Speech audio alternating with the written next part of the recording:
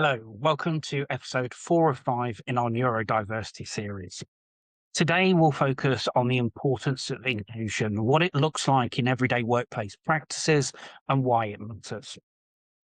In the last episode, we explored different neurotypes and some myth busting, and in this episode, we'll look at how inclusion helps people to thrive.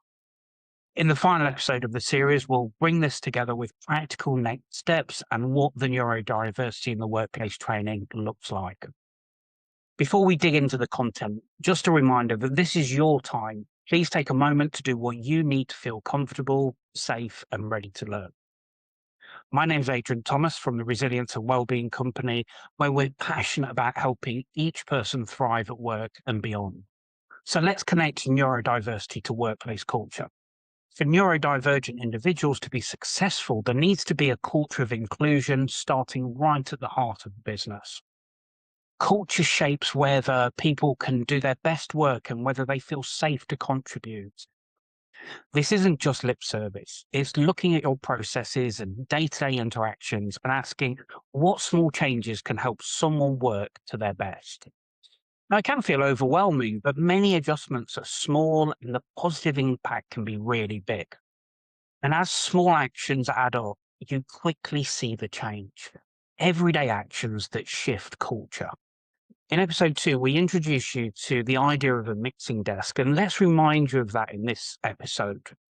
So we try to picture neurodiversity not as a single line, but as a set of sliders that we might be able to adjust. Don't think of that line where somebody sits. Instead, think of a mixing desk.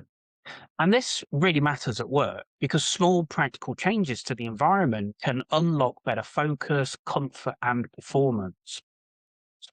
Supporting someone towards their strengths is like moving that mixing desk to optimum output. The desk isn't static. People can't just be placed on a single line based on a behavior in the moment. There are infinite outcomes and possibilities for success. But if the controls don't match somebody's needs, the outputs won't be desirable. And every neurodivergent person, indeed every human, has their own mixing desk.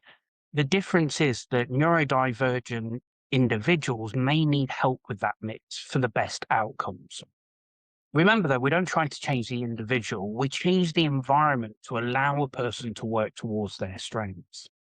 So, picking up on that slide, here's why it really matters at work. When we understand different thinking and communication styles, teams collaborate better and productivity improves. If employees struggle to work together, productivity and innovation drop. And so we see that decreased team productivity and collaboration. Without a supportive environment, neurodivergent employees may leave, and others may leave too if they feel unsupported in how to manage and work collaboratively. The health and safety executive in Deloitte, they estimate that replacing one employee can cost up to 1/3 of their annual salary through recruitment, training, lost productivity. So for just one employee on minimum wage, that's over £8,000. Misunderstandings and miscommunication also rise when we don't understand each other's perspectives and communication styles, which can lead to what would be avoidable HR complaints. There are also compliance risks. Failure to provide reasonable accommodations can expose organisations if they can't show that they've worked within the Equality Act 2010.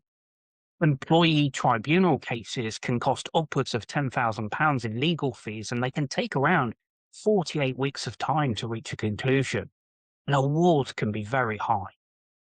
One recent case, Baldneal versus the Lloyds Banking Group, centred on disability discrimination because of the claimant's dyslexia. And it led to an organisation payout of over £470,000. And finally, reputation. Inclusive workplace practices matter to employees and customers. And a lack of diversity awareness can damage an organisation's standing in both of these areas. Remember, 15 to 20% of the workplace may be neurodivergent. And here's what can happen when neurodivergent people aren't supported at work, and why getting this right helps people feel safe to do their best work and stay. If communication isn't clear, neurodivergent individuals may process information differently, so instructions could be harder to understand and follow. Sensory sensitivities can also affect focus and productivity. Bright lights, loud noises, or other stimuli can quickly become overwhelming for some neurotypes. Over time, a lack of understanding and support can increase stress and anxiety and affect overall well-being and job performance. And negative attitudes or misconceptions can lead to isolation and alienation for neurominority employees. Without proper support and accommodations, most of which can easily and cheaply be put in place, neurodivergent individuals may miss opportunities to grow and to advance and to show how their unique perspectives can help grow their organization. We also want to think about managers who aren't offered any kind of workplace neurodiversity training and the challenges that they face when leading diverse teams. They may feel unsure about accommodation, what's considered reasonable, and how to have conversations about additional support. And they may also miss the signs of stress or mistake neurodivergent linked behaviors for performance issues.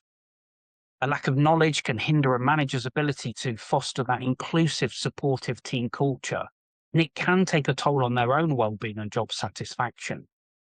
When managers are unsupported and don't have the right knowledge, it can be harder to spot stress, to agree reasonable adjustments, to build that team culture where everyone can do their best. And if you'd like help building that confidence and those practical skills, you can explore our neurodiversity training. As always, thank you for your time and attention. Remember that core message: small actions repeated shape culture.